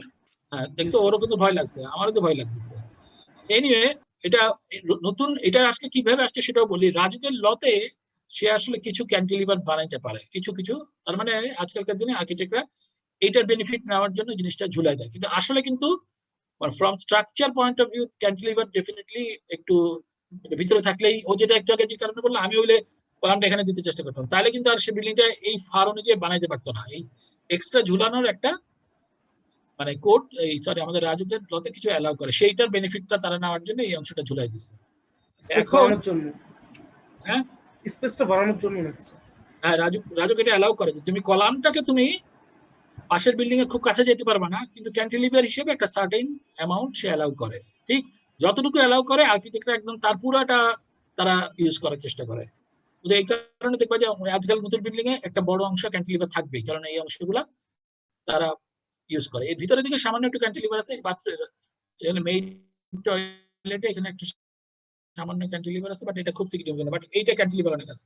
বাট এটা নিয়ে জিনিসটা হচ্ছে, এটা করা যাবে না তা না, জিনিসটা হচ্ছে খেয়াল করতে হবে যে সিস্টেমটা আমরা ফাইনালি এটা পাস করাবো, সেটা হচ্ছে আমার কথা হচ্ছে সেটা। আচ্ছা এবার বাকি আমরা অন্য জিনিসগুলো একটু দেখি। দেখো এছাড়াও কিছু কিছু ওয়াল আছে, এই ওয়ালটা কিন্তু স্ট্রাকচারাল ওয়াল না,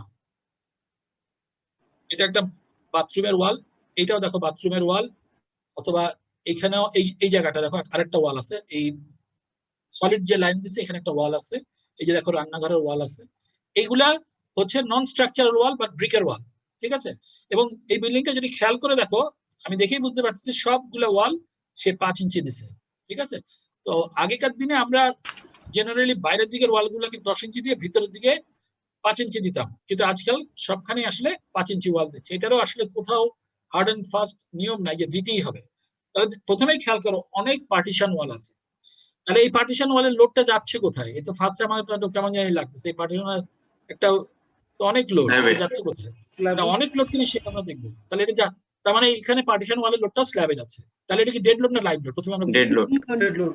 এই লোডটা ডেড লোড, কারণ এই লোডটা স্ট্রাকচারের সাথে পার্মানেন্ট হয়ে যাচ্ছে, তাই না? এটা তো আর এটা হয়তো কেউ না কেউ হয়তো অনেকে ভবিষ্যতে হয়তো ভেঙে আরেকটা বানাতে পারে, but it is মোরলেস it is connected. হ্যাঁ, এটা ফিক্সড। আরেকটা জিনিস খেয়াল করো, এই বাথরুমের ভিতরে একটা বাথরুম আছে, তাই না? তোমরা বাথরুমে আজকালকার দিনে যদি খেয়াল করো, বাথরুমে একটা ফল সিলিং থাকে, সবাই দেখছো মনে হয়। জি স্যার, 7 ইঞ্চি জি 7 স্যার। ফুট উপরে।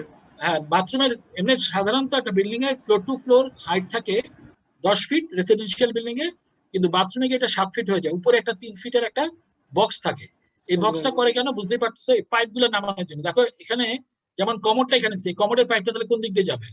এটা ভিতর দিয়ে এই যে এই দিকে চলে আসবে। এই প্রথমে নিচের দিকে যাবে, নিচের তলার বক্সে যাবে, তারপরে সে হরাইজন্টালি রান করবে। এখানেও কিন্তু তাই। এগুলো সবই এই আমাদের এই ফলস বক্স দিয়ে ট্রান্সমিট হচ্ছে। এবং এই ফলস বক্সটা যে শুধুমাত্র পাইপ ট্রান্সমিট করার জন্য তা না, মানুষ এটাকে স্টোরেজ হিসেবে ব্যবহার করতে পারছে। এখানে মানুষ সুটকেস এগুলো উঠে রাখে, এবং এখানে তোমার যদি বাসার গরম পানির ব্যবস্থাটাও এখানে, যদি আমি গিজার বসাতে চাই সেটাও এখানে বসে। তার মানে এটাও কিন্তু যদি খেয়াল করো, এখানেও কিন্তু একটা স্ল্যাব আছে, এডিশনাল একটা স্ল্যাব অ্যাড হয় 7 ফিট উপরে, একটা 3 ইঞ্চি বা 4 ইঞ্চির একটা স্ল্যাব অ্যাড হয়। এটারও কিন্তু অনেক ওজন আছে। তার মানে প্রথমেই তোমার কাজ হবে কোথায় কোথায় কি কি ওজন আছে, এই জিনিসগুলো কিন্তু একটু খুঁজে বের করতে হবে। বুঝতে পারছো? এটা খোঁজাটা খুব জরুরি এই কারণে, কারণ এগুলো মিস হয়ে যাওয়া চলবে না। আরেকটা জিনিস বলি, অনেক সময় আমরা অনেক কিছু মানে ধরে দিয়ে দিই যে ডিজাইনে এটা লোড বানাচ্ছে, অনেক পার্টিশন আছে, ঠিক আছে এটাকে দিয়ে দিলাম 70 পিএসএ। এখন কথা হচ্ছে লোড তুমি যত কারেক্টলি এবং প্রিসাইসলি বের করতে পারবে, একদম এক্স্যাক্টলি বের করতে পারবে না, কিন্তু যত তুমি কারেক্ট করার চেষ্টা করবে তত কিন্তু তোমার ডিজাইনটা অপটিমাম হবে। আদারওয়াইজ অল্টারনেটিভটা কি? অল্টারনেটিভ হচ্ছে কনজারভেটিভলি বেশি লোড সবখানে ধরে নেওয়া। যেমন ধরো এই বিল্ডিংটার ডাইনিং এ কিন্তু কোনো ওয়াল, সরি লিভিং রুমে দেখো কোনো ওয়াল নেই, তাই না? এখানে সামান্য একটু ওয়াল আছে, এই জায়গাটা সামান্য একটু ওয়াল আছে, এখানে একটু ওয়াল আছে, কিন্তু এটা খুব বেশি না, সেই তুলনায় অলমোস্ট খালি। অথচ এই এই গ্রিডটায়, এই জায়গাটায় এবং এই জায়গাটায় কিন্তু অনেক লোড, বিশেষ করে দেখো কিচেনের ওয়াল টোয়াল এসে অনেক ওয়াল অ্যাড হয়েছে।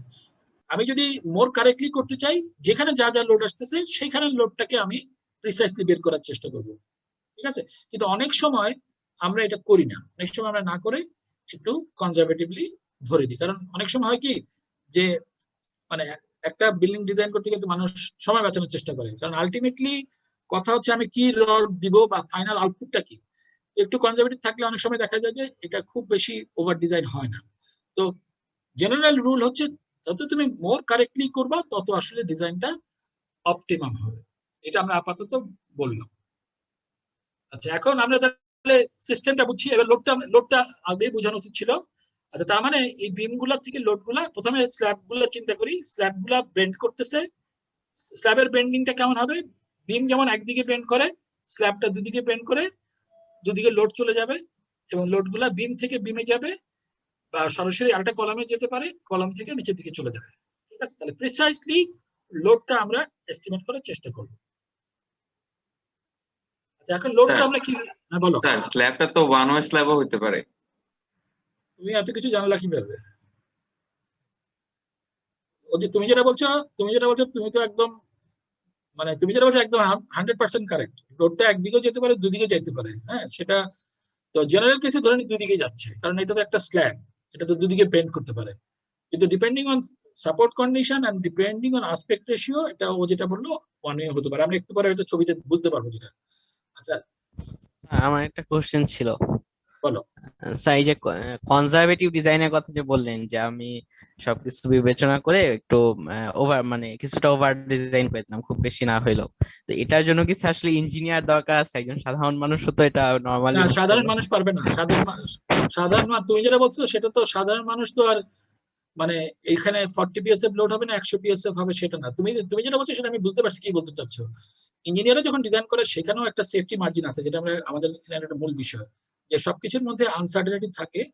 আমি এমন বিল্ডিং যেন বানাতে চাই না যেখানে সবকিছু মুখে মুখে আছে। কারণ তুমি একটা কংক্রিটের সিলিন্ডার স্ট্রেংথ জানো ধরে নিলে 4000 PSI, কিন্তু ওটা আসলো না, কারণ এটার মধ্যে ভ্যারিয়েবিলিটি আছে, আনসার্টেনিটি আছে। সুতরাং আমি ইঞ্জিনিয়ার মানে যে আমি একদম সবকিছু 100% আমার সবকিছু আইডিয়াল হবে তা না।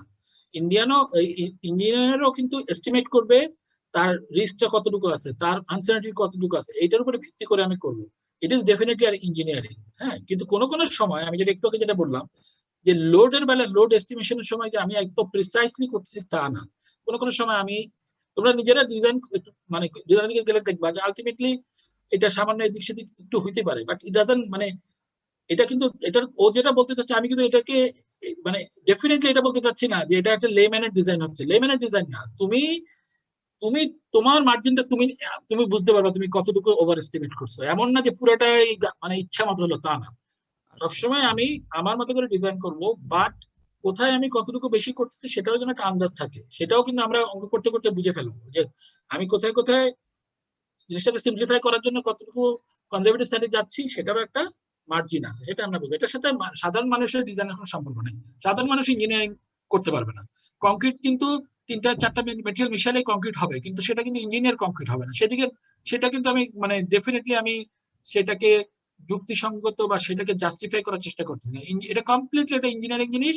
এটা একটা মানে পিছনে একটা ক্যালকুলেশন আছে এবং পিছনে একটা এস্টিমেশন আছে, but at the same time আমি আমার আনসার্টেনিটি গুলাকেও আমি রিয়েলাইজ করবো কতটুকু আনসার্টেনিটি আছে, কোথায় আমার কতটুকু মার্জিন রাখতে হবে, সেটা আমরা করবো। সেদিকে যাচ্ছি। আচ্ছা, এখন লোড গুলা আমরা একটু বোঝার চেষ্টা করি। আমরা লোড গুলাকে স্ল্যাবের মধ্যে যে লোড, সেটাকে আমরা স্ল্যাবের পার স্কোয়ার ফিটে কত লোড আসে সেটা আমরা সেভাবে বের করবো। কারণটা কি? কারণ স্ল্যাবটা আসলে সিরিজ অফ বিম পাশাপাশি রাখা আছে। সেভাবে যদি চিন্তা করি তাহলে পার পিএসএফ লোড মানেই যেটা স্ল্যাবের জন্য পিএসএফ, সেটা যদি আসলে পাশাপাশি বিমের জন্য সেটা হচ্ছে ইউডিএল। বিমের বেলায় আমরা একটা ইউডিএল লোড বের করার চেষ্টা করব। কেন? কারণ বিমের সবসময় আমরা দেখি একটা কনসেন্ট্রেটেড লোড বের করতে পারি, বাট জেনারেলি একটা ইউডিএল লোড আমার আসে, সেটা আমাকে পাউন্ড পার ফিটে বা কিপ পার ফিটে আমরা বের করবো। আমরা আজকে এখানে একটু পরে করবো। এছাড়া কলাম লোডটা, একটা কলামে আমরা কনসেন্ট্রেটেড লোড কত আসে সেটাও বের করবো। একটা লোড সেটা কিপে আসবে। কিপ মানে হচ্ছে কিলো পাউন্ড, মানে 1000 পাউন্ডে 1 কিপ। আমরা কিন্তু খেয়াল রাখবা সাধারণত এখানে আমরা ইউনিট হিসেবে কিপটা বেশি ব্যবহার করব। হ্যাঁ, আমরা সেটা অঙ্ক করতে করতে দেখবো। আচ্ছা, একটা প্রবলেম আমি শুরু করবো আজকে, কিন্তু আমি প্রবলেমটা পুরোটা করতে পারবো না, আমি যেটা বুঝতে পারছি, কিন্তু আমি জাস্ট শুরু করি এবং তোমাদের মাথা ঘামানোর সুযোগ দিব আজকে। তো সেটা দেখি আমরা একটা বিল্ডিং এর লোড ক্যালকুলেশনটা কিভাবে হবে সেটা আমরা দেখবো। একটা 6 তলা রেসিডেন্সিয়াল বিল্ডিং নিচ্ছি, যেটার একদিকে 25 ফিট গ্রিড আছে, একদিকে 20 ফিট গ্রিড আছে। আমরা এখনই ছবিটা দেখবো। সেটা হচ্ছে এইরকম। আমি এগুলা একটু আগেই আঁকছি, সুতরাং খুব ভালো আঁকা সম্ভব হয় নাই, বাট বোঝা যাচ্ছে। দেখো, 25 feet center to center grid দেখানো হচ্ছে একদিকে, আরেকদিকে 20 ফিট গ্রিড দেখানো হচ্ছে। আমি সিম্পলিফাই করার জন্য বিল্ডিংটাকে খুব বেশি বাড়াই নাই, জাস্ট একদিকে 50 ফিট আরেকদিকে 40 ফিটের একটা বিম নিলাম। ঠিক আছে?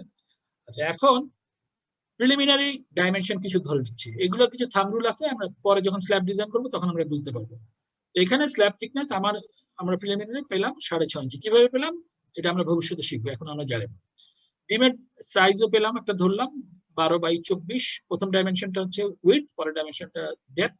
এটা কোথা থেকে পাইলাম এটাও আমরা জানি না, কিন্তু এখানে খেয়াল করো এগুলো কিন্তু এখানে প্রবলেমে আমি দিয়ে দিচ্ছি, তাই তো? কিন্তু ইন রিয়েল লাইফে এটা হচ্ছে তোমার যে একটু আগে যেটা দেখালাম সেই আর্কিটেকচারাল ড্রয়িংটা। হ্যাঁ, তো এখানে কিন্তু আর্কিটেক্টও কিন্তু তোমাকে একটা বিএমএস সাইজ দিয়ে শুরু করবে। তো সেটাকে আমরা প্রিলিমিনারি সাইজ বলি, বা আর্কিটেক্ট একটা কলামের সাইজও দিয়ে দিবে, সেটাকে আমরা প্রিলিমিনারি সাইজ বলি। এবং সেটা কিন্তু আমরা এখন ডিজাইন করে দেখবো ওয়েদার সেই সাইজের মধ্যে আমি ডিজাইন করতে পারছি কিনা। যদি না হয় তাহলে আর্কিটেক্টের সাথে আলাপ করতে হবে। সুতরাং এটা কিন্তু একটা আইটারেটিভ প্রসিজিওর, মানে আর্কিটেক্ট পর্যন্ত আমার আলাপ করতে হতে পারে, তাই তো? এখন আমাকে বলা হয়েছে এই প্রবলেমটায় যে স্ল্যাবের উপরে কত লোড আসবে, ওইখানে ইন্টেরিয়র বিমে কত লোড আসবে, কলাম লোড আসবে। প্রথমে বলা হচ্ছে আর্কিটেকচারাল ড্রয়িংটা খুঁজে বের করো, সেটার উপরে কাজ করো। তো এইটাকেই ধরলাম আর্কিটেকচারাল ড্রয়িং। এটা আসলে আর্কিটেকচারাল ড্রয়িং না, কারণ এর ভিতরে তো আমি কোনো পার্টিশন ওয়ালা দেখতে পাচ্ছি না। বিল্ডিং তো আর এরকম হয় না, বিল্ডিং এর ভিতরে একটা রান্নাঘর থাকবে, বাথরুম থাকবে, বেডরুমের দেয়াল থাকবে, এরকম ওপেন স্পেস তো কিছু হয় না। তো আমি তারপরেও এটাকে আরবিট্রারি রাখি। তাহলে প্রথমে আমরা একটা স্ল্যাবের লোড চিন্তা করি। আমি প্রথমে যেটা চেষ্টা করতেছি সেটা হচ্ছে এই স্ল্যাবটার মধ্যে লোড কত হবে। ঠিক আছে, এই স্ল্যাবের লোড বলতে আমরা বের করবো এই স্ল্যাবে 1 ফিট বাই 1 ফিট জায়গার মধ্যে কতটুকু লোড আছে। স্যার হ্যাঁ বলো। স্যার এই যে মাঝখানে হচ্ছে গিয়ে কলামের মধ্যে একটা হচ্ছে ঘুরিয়ে আঁকা আর অন্য দুটো অন্যভাবে আঁকা, মানে এটা কি তুমি তো তেমন দেখে দেওয়া? ফেলছো। আচ্ছা, এখানে যেটা হচ্ছে এক হচ্ছে আর্কিটেক্ট তার প্ল্যান অনুযায়ী দিবে তার গাড়ি পার্কিং এর জন্য, হয়তো প্যাসেজে এদিকে গাড়ি এবং বাসার জন্য এদিকে সে হয়তো চাচ্ছে এটা মোটামুটি ওয়ালের সাথে থাকুক, মানে রুমের ভিতরে চলে না আসুক, তার ওয়ালগুলোর সাথে ফ্লাশ হবে, সেটাও আর্কিটেক্ট চাচ্ছে। But at the same time তোমরা বুঝতে পারতেছো একটা কলামের ওরিয়েন্টেশনের উপরেও বিল্ডিং এর ল্যাটারাল একটা যদি মানে ল্যাটারাল একটা স্কিফনেস বলো স্ট্রেংথ বলো এগুলো ডিফাইন করে। যেমন ধরো এই ডিরেকশনে সমস্ত কলামকে যদি আমি এদিকে ঘুরে দিতাম তাহলে কিন্তু বিল্ডিংটা এই ডিরেকশনে একটু উইকনেস থাকতো, তাই না? তাহলে আমরা কিন্তু উইকনেস থাকতো মানে যে সবসময় ঘুরে যেতে হবে তা না। সোজা কথা হচ্ছে এই প্রিলিমিনারি যে অ্যারেঞ্জমেন্ট আর্কিটেক্ট দিছে সেটা দিয়ে আমি আমার অ্যানালাইসিসটা করে দেখবো হোয়েদার এই কলাম অ্যারেঞ্জমেন্টে এই কলাম অ্যারেঞ্জমেন্ট শুধু না এই কলাম ওরিয়েন্টেশন ও যেটা বললো স্যাটিসফাই করা যায় কিনা। কারণ আমি চাইলাম যে কলামটা ঘুরে দিলে খুব ভালো হয়, কিন্তু তাহলে তো আর্কিটেকচারালি রুমের মধ্যেও সমস্যা হয়ে যায়। দেখা যায় রুমের মধ্যে এটা রুমের মাঝখানে চলে আসতেছে। অনেক সময় যে আসে না তা না, অনেক সময় আসতে পারে। কিন্তু প্রথমে আমরা দেখবো যে ওরিয়েন্টেশন দিছে সেটা দিয়ে আমি স্যাটিসফাই করতে পারি কিনা। তবে জেনারেলি তুমি যেটা বললা দুই দিকেই কিন্তু আমার কিছু কলামের লং ডিরেকশনটা দুই দিকে রাখার আমরা চেষ্টা করি for lateral strength and stability, যেটা আমরা ভবিষ্যতে হয়তো আরো ডিটেইল বুঝতে পারবো।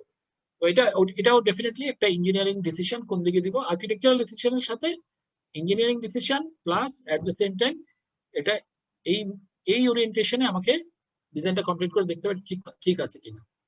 আচ্ছা, এখন আমরা প্রথমে স্ল্যাবটা করি, আজকে শেষ করবো। সেটা হচ্ছে স্ল্যাবের সেলফ ওয়েট। একটু আগে বললাম 1 ফিট বাই 1 ফিট, থিকনেস হচ্ছে 6.5 ইঞ্চি। কোথা থেকে পেলাম এটা আমরা কয়েকদিন পরে শিখবো। তাহলে আমি দেখো কি করলাম, একটা ভলিউম বের করলাম যেটা 6.5 ইঞ্চি একদিকে থিকনেস আর অপর দুদিকে 1 ফিট 1 ফিট, তার মানে একটা 6.5 ইঞ্চি একটা কিউবিক একটা জিনিসের আমি ওজনটা বের করে ফেললাম। ওজনটা 150। রেইনফোর্স কংক্রিটের ওজন হচ্ছে 150 পাউন্ড পার সিএফটি। এটার ইউনিট ওয়েট হচ্ছে 150, এটা মাথায় রাখবো। তাহলে আমরা দেখতে পাচ্ছি ওই 1 ফিট বাই 1 ফিট এই স্ল্যাবটা যদি আমি নেই, স্ল্যাবের নিজের ওজন হচ্ছে 81.3 পাউন্ড। যেহেতু 1 ফিট বাই 1 ফিটে করলাম তাহলে এটাকে বললাম 81.3 পাউন্ড পার স্কোয়ার ফিট। আচ্ছা, এবার দেখি আমার তো বিল্ডিং এ তো একটা ইয়ে থাকবে, একটা টাইল লাগাবো বা একটা মোজাইক করবো। মোজাইক আজকাল হয় না, কিছু একটা তো লাগাইতে হবে। এমন তো না যে সেলফ আমার ইয়ের উপরেই কি বলে স্ট্রাকচারাল স্ল্যাবের উপরেই আমি সেটাকে ইউজ করবো, জেনারেলি সেটা হয় না। এটা অনেক সময় হয়, মানুষের বাড়ি বানাতে বানাতে পয়সা শেষ হয়ে গেছে তখন আর ফ্লোর ফিনিশ দেওয়ার উপায় নেই। এটা হয় না যে তা না, বাট ডিজাইনে থাকতে হবে। তো আমি ধরে নিলাম যে এটা এই টাইল এবং তার নিচের মর্টার এগুলো সব সহ 2 ইঞ্চি। এটার মধ্যেও কিন্তু সবখানে 2 ইঞ্চি হয় না, এটার মধ্যে একটা স্লোপ থাকে, এটা একদিকে একটু বেশি হয় একটু কম হয়। অ্যাভারেজে আমি 2 ইঞ্চি ধরলাম। তাহলে 2 ইঞ্চি মানে 2 ইঞ্চিকে ফিটে নিয়ে গেলাম, আর পার স্কোয়ার ফিটের জন্য এক দিকে 1 ফিট 1 ফিট ধরলাম। এটাকেও আমি 150 ধরলাম, যদিও এটা আসলে একটু কম ধরা যেত কারণ এটা তো রেইনফোর্স কংক্রিট না। এখানে আমি 25 পিএসএফ পেলাম, ঠিক আছে। আচ্ছা, এখন আমি দেখবো এটার ভিতরে কি পার্টিশন ওয়াল আছে। আমি সব ডেড লোড গুলো বের করার চেষ্টা করতেছি। তো এখানে পার্টিশন ওয়াল তো ছবিতে এটা তোর মধ্যে কিছু নাই, তাই না? এটা তোমাদের, তার মানে এখানে আমি আর্কিটেকচারাল একটা প্ল্যান খুঁজে দেখবো। খুঁজে দেখে আমি কি করবো, দেখি আমি কিভাবে করবো জিনিসটা সেটা একটু বলি। যেমন মনে করো এইখানে একটা ওয়াল আছে, সরি এরকম একটা ওয়াল আছে। এই ওয়ালটা কিন্তু আমি যেটা আঁকলাম এটা স্ল্যাবের উপরে সাপোর্টেড, তাই না? তাহলে আমি করবো কি, এটার ওজন বের করবো। এখান থেকে শুরু করে এটার ওজন ওই যে একটু আগে যেটা আমরা দেখলাম এরকম করে ওজনটা বের করে ফেলতে পারবো। এই ওজনটা কত আমরা বের করে ফেললাম, ঠিক আছে। এই ওজনটাকে আমি এই পুরা এরিয়া দিয়ে ডিস্ট্রিবিউট করে দিতে পারি। তাহলে আমি ধরে নিতে পারি এই স্ল্যাবে কত পিএসএফ লোড আছে। খেয়াল করে দেখো, কিছু কিছু পার্টিশন ওয়াল সরাসরি আমার এই বিমের উপরে থাকবে, সেগুলাকে আমার স্ল্যাবের উপরে ধরার দরকার নেই কিন্তু, কারণ এটা কিন্তু স্ল্যাবের উপরে আসে নাই। তারা যারা স্ল্যাবের উপরে আসছে তাদেরকে আমি এই লোডটাকে আমি বের করতে পারবো, কারণ আমি ইটের ওজন জানি, এটা লেন্থ কত সেটা জানি, এটা হাইট কতটুকু জানি, টোটাল ওয়েটটা বের করে আমি এই ফ্লোর এরিয়া দিয়ে ভাগ দিয়ে আমি একটা পিএসএফ পেতে পারি। ঠিক আছে, এখন তোমাদের স্বাভাবিকভাবে এটাও কিন্তু একটা অ্যাপ্রক্সিমেশন, কারণ ডেফিনেটলি এইখানে যেখানে লাইন লোডকে আমি ডিস্ট্রিবিউট করে দিচ্ছি, আমি কিন্তু আসলে এক্সাক্ট সিচুয়েশনটা দেখতে পাচ্ছি না। এখানে কিন্তু আসলে ঠিক এই বরাবর অনেক বেশি মোমেন্ট হবে একদম যেখানে লোডটা আছে, বাট এটাও একটা অ্যাপ্রক্সিমেশন আমরা করি সাধারণত, এবং এটা আমরা ভাগ করে দিতে পারি। আচ্ছা, এখানে যদি এটা ফলস সিলিং থাকে, তাহলে ফলস সিলিং এর ওজনটাও কিন্তু এর ভিতর দিয়ে যাচ্ছে, তাহলে সেটার ওজনটাও বের করে এখানে নিতে হবে। ঠিক আছে, তার মানে এখানে অনেক কিছুই আসতে পারে। তাহলে আমি ধরলাম প্রথমত হচ্ছে এটা ডেড লোড, দ্বিতীয়ত আমি এটা আরবিট্রারি 80 পিএসএফ ধরলাম। এটা কিন্তু আসলে আমি 80 পিএসএফ ধরা মানেই যে সবসময় 80 পিএসএফ হবে তা না। দেখো যদি একটা ফলস সিলিং থাকে, তো ফলস সিলিং থাকলে এতটুকু জায়গায় কিন্তু প্রায় 70-75 পিএসএফ লোড চলে আসতে পারে, তাই না? 4 ইঞ্চিতে কত আসে দেখো, 4/12 করলে 4/12 ইন্টু 150 করলে আসে 50 পিএসএফ। তাহলে 4 ইঞ্চিতে 50 পিএসএফ এমনি একটা স্ল্যাব থেকে চলে আসতে পারে এই জায়গায়, এতটুকু জায়গার মধ্যে। সুতরাং 80 পিএসএফটা কিন্তু মনে করো না যে খুব বেশি লোড, এটা কিন্তু ক্যালকুলেশন করলে তুমি দেখবা যে কোনো কোনো ক্ষেত্রে এটা আসে। হ্যাঁ, এবং অনেক জায়গায় রেসিডেন্সিয়াল বিল্ডিং ছাড়াও অনেক জায়গায় দেখবা আমাদের যেমন বুয়েটের ধরো একটা বাথরুম, একটা টয়লেট ব্লক আছে, সেখানে কিন্তু অনেক ওয়াল, ছোট ছোট অনেক ওয়াল, ফল সিলিং আছে, এগুলো সব মিলে সেখানে কিন্তু আসলে অনেক লোড। এই লোড গুলো তুমি যত কারেক্টলি বের করতে পারবা, তত তোমার জন্য কিন্তু ডিজাইনটা প্রিসাইজ হবে। কিন্তু সবসময় যেটা করা হয় তাও কিন্তু না। সুতরাং এটাও একটা অ্যাপ্রক্সিমেশন। তাহলে এই অ্যাপ্রক্সিমেশন মানে কিন্তু মানে মানে জেনে শুনে ভুল করবো বলবো না, আমি জানতেছি যে আমি এই জায়গাটায় এতটুকু একটু ওভারের দিকে যাচ্ছি, কিন্তু সবসময় আমরা কনজারভেটিভ সাইডেই থাকি। তাহলে টোটাল ডেড লোড কত যোগ করে দিলাম সব যোগ করে 163। এবার দেখি লাইভ লোড কত। তো আমি ধরে নিচ্ছি এটা রেসিডেন্সিয়াল বিল্ডিং, একটু আগে বলা হয়েছে। তাহলে লাইভ লোড আমরা একটু আগে দেখছি যে চার্ট থেকে বের করলাম, আমাদের বিএনবিসি চার্ট থেকে এটা 40 পিএসএফ। তাহলে total dead load on slab আমি পাচ্ছি 226 পিএসএফ। এটা একটু মাথায় রাখবে, একটা স্ল্যাবে এরকমই লোড আসে 200, 250, 300, 300 এরকম আসতে পারে, ডিপেন্ডিং অন কোন জায়গায় বেশি আসতে পারে, কম আসতে পারে। তাহলে আমরা এখন দেখলাম একটা স্ল্যাবে 5 স্কয়ার ফিটে কত লোড আসে সেটা আমরা বের করা শিখে ফেললাম। আমার মনে হয় আমরা এখানে আজকে থেমে যাব, কারণ আমি অলরেডি মনে হয় 5 মিনিট ওভার হয়ে গেছে। তাহলে তোমাদের কোনো প্রশ্ন থাকলে করো, নইলে আমরা ক্লাসটা এখানে শেষ করবো। এরপর দিন আমরা যাব হচ্ছে এই লোডটাকে আমরা বিমে যাব। এবার বিমের লোডটা কিভাবে বের করবো সেগুলো আমরা দেখবো, কিন্তু আজকে আমরা এখানেই শেষ করবো। স্যার বলো স্যার পার্টিশন লোডের ক্যালকুলেশনটা আরেকবার একটু বলবেন? এখানে পার্টিশন ওয়াল, যেমন ধরো এখানে যদি এমন একটা হতো, পার্টিশন ওয়ালে আমি যেটা কালকে করাবো সেটা হচ্ছে পার্টিশন ওয়ালটা বিমের উপর থাকলে কিভাবে হিসাব করবো। তো বেসিক্যালি তাই, এখানে মনে করো আমার এখানে 10 ফিট ওয়াল এদিকে আছে, এদিকে 5 ফিট আছে, তার মানে এটা 15 ফিট পার্টিশন ওয়াল এই স্ল্যাবের উপরে আছে। তো 15 ফিট ওয়াল মনে করলাম 5 ইঞ্চি, তাহলে 15 ইন্টু 5 ইঞ্চি। হাইট কত? হাইট মনে করলাম 7 ফিট ইন্টু 7 ফিট। তাহলে টোটাল আমার একটা ইয়ে পেলাম। আর এটার উইথ 5 ইঞ্চি করে আমি এটার লেংথটা হচ্ছে টোটাল মনে করলাম 15 ফিট লেংথ আছে। তাহলে কি কি আসবে? 15, একদিকে 15 ফিট লম্বা, আরেকদিকে হচ্ছে এটা মেবি 5 ইঞ্চি, আর হাইট হচ্ছে আরেকদিকে হাইট হচ্ছে 7 ফিট। এটাকে আমি, এটা তো ব্রিকের, তাহলে ব্রিকের ওজন তার কংক্রিট ওজনের সমান না, ব্রিকের ওজন হচ্ছে 120 পাউন্ড পার সিএফটি। সেখান থেকে আমি পেয়ে গেলাম যে এত কি লোড পেলাম টোটাল পার্টিশনটার ওজন। এইটা কতটুকু স্ল্যাবের মধ্যে আছে, এটা মেবি এই স্ল্যাবটা রেস্ট করছে, তাহলে এই স্ল্যাব দিয়ে এরিয়া দিয়ে ভাগ দিয়ে পিএসএফ এ চলে যাবো। বুঝতে পারছো? স্যার এখানে শুধু এতটুকু স্ল্যাব দিলাম কেন, পুরোটা না নিয়ে? এটা আমি যদি বলি, আমি তো মনে করো আমি এইভাবে বলতেছি, আবার একটু দেখাই। আমি ধরলাম যে পার্টিশন ওয়ালটা এতটুকু জায়গায় আছে, ঠিক আছে? এই পার্টিশন ওয়ালটা তো এই স্ল্যাবের ভিতর দিয়ে যাচ্ছে, এটা তো আর অন্য স্ল্যাবের ভিতর দিয়ে যাচ্ছে না। আমি এই স্ল্যাবের ওজনটা বের করতেছি আমি এখন। এখন যদি এখানে যদি আরেকটা ওয়াল থাকে, মনে করো এখানে এরকম একটা টোটাল ওয়াল আছে, তখন এটার জন্য এই স্ল্যাব এটা বের করবে এটার জন্য। আবার মনে করো এখানে আমার মাঝখানে এরকম আছে, এটা বের করবে এটার জন্য। ঠিক আছে, এরকম কিছু করতে করতে তোমরা দেখবে তোমাদের একটা আইডিয়া পাওয়া যাবে যে কতটুকু আসতে পারে। তো পার্টিশন ওয়ালটা যে রুমের মধ্যে থাকবে বা যে বাউন্ডারির মধ্যে থাকবে, খালি ওই এরিয়া দ্বারা ডিভাইড করব। আমি এরিয়ার কথা কিন্তু বলতেছি না, এখন এখানে রুমের কথা বলা হচ্ছে না। খেয়াল করে দেখো, আমি এই পার্টিশন ওয়ালটা কিন্তু স্ল্যাবের উপর না, আমি যখন যেটা রাখতেছি, আমি কিন্তু এখন ক্যালকুলেট করতেছি স্ল্যাবের লোড। যখন আমি যে পার্টিশন ওয়ালটা বসে আছে বিমের উপরে, সে কিন্তু স্ল্যাবের উপরে নেই। সুতরাং যখন আমি স্ল্যাব ডিজাইন করব তাকে ওই লোডটা কিন্তু ধরার দরকার নেই। কিন্তু যারা সরাসরি স্ল্যাবের উপরে বসে আছে, স্ল্যাব বেন্ড করে যাদের লোড ট্রান্সমিট করতেছে বিমের দিকে, তাদের লোডটাকে স্ল্যাবের মধ্যে কনসিডার করতে হবে। বুঝতে পারছো জিনিসটা? তার মানে স্যার যে পার্টিশন ওয়ালগুলো বিমের নিচে আছে ওগুলো বিমের আন্ডারে থাকবে, আর বিমের নিচে না, বিমের উপরে আছে। আচ্ছা আচ্ছা, হ্যাঁ বিমের উপরে স্যার। স্যার আমরা তো পার স্কোয়ার ফিটের স্ল্যাব হিসাব করছিলাম না, কিন্তু পার্টিশন ওয়াল তো মানে শুধু 1 স্কোয়ার ফিটের উপরে না, এটা তো পুরা স্ল্যাবের উপরে আছে না? হ্যাঁ সেটাই বললাম আমি। এই তো পুরো এটার ওজন তো বের করতে পারবো না আমি, এটার ওজন এতটুকু ওয়ালের ওজন বের করতে পারবো? জি স্যার। জি স্যার। এই ওজনটাকে মনে করো এটার ওজন আসলো সেই 20 কিপ।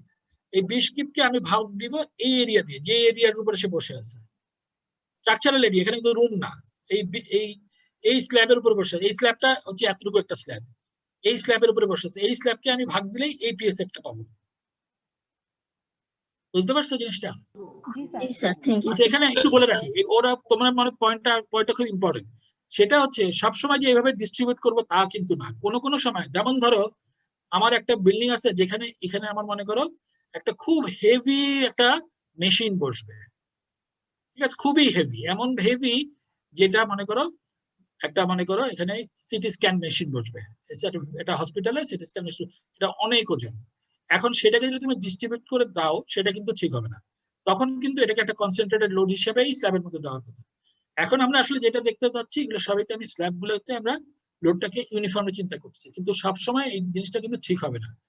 কনসেন্ট্রেটেড লোড হিসেবেও স্ল্যাবের উপরে ধরতে হতে পারে। এবং যেমন এখানেও আমি যেটা এক্ষুনি উদাহরণ দিলাম, এখানেও যদি আমি লোডটাকে এখানে লাইন লোড হিসেবে দেখাইতাম, এখানে যদি আমি লাইন লোড হিসেবে আমি আনতে পারতাম এবং লাইন লোডের জন্য কত মোমেন্ট আসে সেটা বের করতে পারতাম, সেটা কিন্তু মোর কারেক্ট হতো।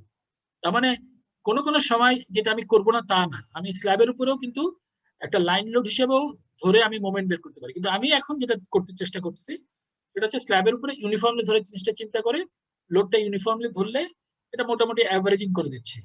হ্যাঁ, সুতরাং এটা কিন্তু ডেফিনেটলি একটা অ্যাপ্রক্সিমেশন। আমি আসল লোডটা কিন্তু একটা লাইন লোড, তো নিজেরাই বুঝতে পারছো, একটা লাইন লোডকে আমি একটা পুরা জায়গার মধ্যে ডিস্ট্রিবিউট করছি। অথবা যেটা একটু আগে বললাম, একটা খুব হেভি একটা মেশিন চলতেছে, সেটাও বেলাও আমি ডিস্ট্রিবিউট করবো কিনা সেটা কিন্তু একটা জাজমেন্টের ব্যাপার। যদি এটা খুব হাই কনসেন্ট্রেশন একটা লোড আসে তাহলে কিন্তু বেটার হবে আমি ওই লোডের জন্য আমি এখন কত মোমেন্ট আসে সেটা বের করা। তবে এটা বলার উদ্দেশ্য হচ্ছে কনসেন্ট্রেটেড লোড এবং একটা লাইন লোড, এগুলোর মোমেন্ট বের করতে হলে আমরা এখন যেসব মেথড শিখবো সেই সব মেথডে এটা বের করাটা একটু কঠিন। তখন হয়তো আমাকে একটা কম্পিউটার মডেল করে একটা প্লেটের মধ্যে কনসেন্ট্রেটেড লোড বসায় কত মোমেন্ট হয় সেটা বের করতে হবে। আমি কি বুঝাতে পারছি জিনিসগুলো? জি স্যার। Yes sir. বুঝতে পারছো? পার্টিশন লোডটা আসলে কিন্তু একটা লাইন লোড। হ্যাঁ, তেমনি একটা স্ল্যাবে যে সবসময় সব লোড ডিস্ট্রিবিউট হবে তা না। যেমন ধরো এখানে কিন্তু সবই অ্যাপ্রক্সিমেশন। তোমার বাসায় কিন্তু আলমারি আছে, তাই না? আলমারিতে আসলে ডিস্ট্রিবিউটেড অবস্থা নেই, একটা জায়গায় তুমি আলমারিটা বসে রাখছো এবং আলমারির মধ্যে অনেক জিনিস আছে, কিন্তু তুমি কিন্তু ধরে নিচ্ছ এটা ডিস্ট্রিবিউটেড। এখন কেউ প্রশ্ন করতে পারে যে এটা তো ঠিক হলো না, এটা কি জাজমেন্ট করলাম। এখন প্রত্যেকটা যখন তুমি আলমারিকে একদম ফিক্স করে দিবা ওই পয়েন্টে বসাবা না প্রত্যেকটা পয়েন্টে ওই লোডটাকে ধরবা, তার থেকে আমরা অ্যাভারেজিং করে দিচ্ছি। এগুলো ডেফিনেটলি কিছু অ্যাপ্রক্সিমেশন করা হচ্ছে, বাট এই অ্যাপ্রক্সিমেশন গুলা সবসময় আমরা কনজারভেটিভ সাইডেই থাকতেছি। ওকে, এখানে কনজারভেটিভ সাইডে থাকা মানে কিন্তু লেম্যানের মতো না, এটা কিন্তু একটু খেয়াল করুন। এটা দিস ইজ ইঞ্জিনিয়ারিং জাজমেন্ট, ঠিক আছে? আচ্ছা, তাহলে আমার মনে হয় আর কোনো প্রশ্ন থাকলে করো। অলরেডি কিন্তু আমরা 12টা বাজে ফেলছি। জি স্যার, আমাদের ক্লাস আছে আরেকটা। স্যার স্ট্রাকচারাল যে ওয়ালটা আছে বাইরের দিকে, ওখানে লোডটা কি ভাই সম্পূর্ণ তোমাদের ক্লাস আছে এরপরে? জি স্যার। Yes, sir, Yes, আছে। আচ্ছা, ক্লাস থাকলে এখন শেষ করতে হবে। আর প্রশ্ন করলে করে ফেলো কুইকলি, আর নইলে কালকে উত্তর দিই। আমার অন্য লোকের ক্লাসে আমি ঢুকতে চাই না। তাহলে আমরা ক্লাস শেষ করি। তোমার যার প্রশ্ন ছিল 12টা বাজে 1 মিনিট, সুতরাং ক্লাসটা শেষ করতে হচ্ছে। আর আগামীকালকে প্রথমেই তাহলে প্রশ্নটা করবো।